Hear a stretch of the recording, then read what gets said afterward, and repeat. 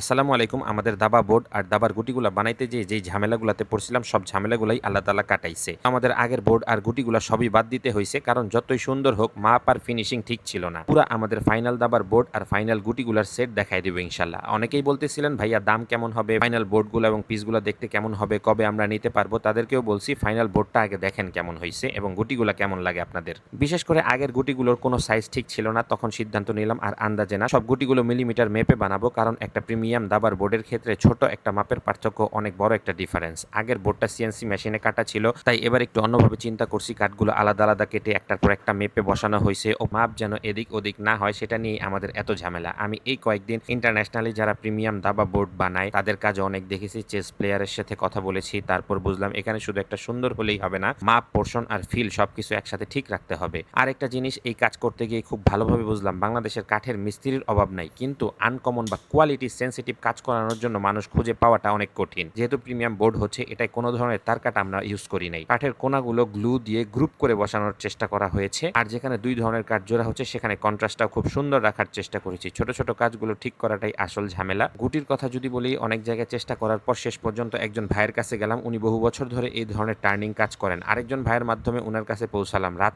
প্রায় 11টার দিকে প্রথম দেখা। পরের দিন আবার গেলাম। তিনি বলল, ভাই আপনি যদি করেন মিলিমিটার মেপেই করতে হবে। উনি বলে আপনি আমাকে মাপটা দিয়ে দেন। এবার একটু নতুন ঝামেলা, গুটির মাপগুলো কোথায় প্রিন্ট করাবো? পেন্টের দোকানে যখন যাই, লেজের গুটিগুলো এক্সাক্ট মেজারমেন্ট প্রিন্ট করতে হবে। শেষ পর্যন্ত এই কথা শুনে তারা বলল এই ধরনের ভেজাইলা কাজ আমরা প্রিন্ট করে দিতে পারবো না, অন্য জায়গায় যান। তারপর কোথাও পাই নাই। শেষ পর্যন্ত একটা ভাই, ওনার সাথে আগে আমার পরিচয় ছিল, 3D প্রিন্ট করিয়ে নিলাম। প্রায় 650 টাকার মতো খরচ হয়েছে। প্রতিটা গুটি হাইট উইথ, কোথায় কতটুকু গুল হবে, কতটুকু উচ্চতা হবে, ডায়ামিটার কতটুকু হবে, একদম অ্যাকুরেট মেজারমেন্ট ফিক্স রাখার চেষ্টা করেছি। কিন্তু সবচেয়ে বেশি ঝামেলা হলো ঘোড়া বানাতে গিয়ে। একদিন 3 জন মিলে রাত 11টা পর্যন্ত ঠিক মতো চেষ্টা করছে, কোনো কাজই হয় নাই। উনি তো বলেই দিলেন ভাই আজকে বানামুই না। পরের দিন উনি ঠিকই ঠান্ডা মাথায় চেষ্টা করে আমাকে ছবি পাঠালেন, ভাই এই নেন আপনার ঘোড়া। আমি ছবি দেখে বললাম আলহামদুলিল্লাহ ভাই, এবার ঘোড়াটা খুব সুন্দর হয়েছে। তারপর একে একে বাকি গুটিগুলোও তৈরি হলো, কিন্তু এখানেও কাজ শেষ না। গুটিগুলোর ভিতরে ওয়েট দিতে হবে, কারণ হাতে ধরলে যেন হালকা কাঠের পিস মনে না হয়, একটু ওয়েট থাকলে হাতে ধরার ফিলটাই অন্যরকম হবে। তাই ভেতরে এসএস রড ওয়েট দেওয়ার চেষ্টা করলাম, কিন্তু 32টা গুটির জন্য 32টা ছোট ছোট এসএস পিস বানিয়ে ভেতরে ঢোকার কাজটা যে এত ঝামেলার হবে সেটা আবার বুঝি নাই। অনেক দোকান ঘুরলাম, শেষ পর্যন্ত সেদিনও রাত হয়ে গেল। সবাই বলতেছে না ভাই ভেজাল কাজ পারবো না আমরা।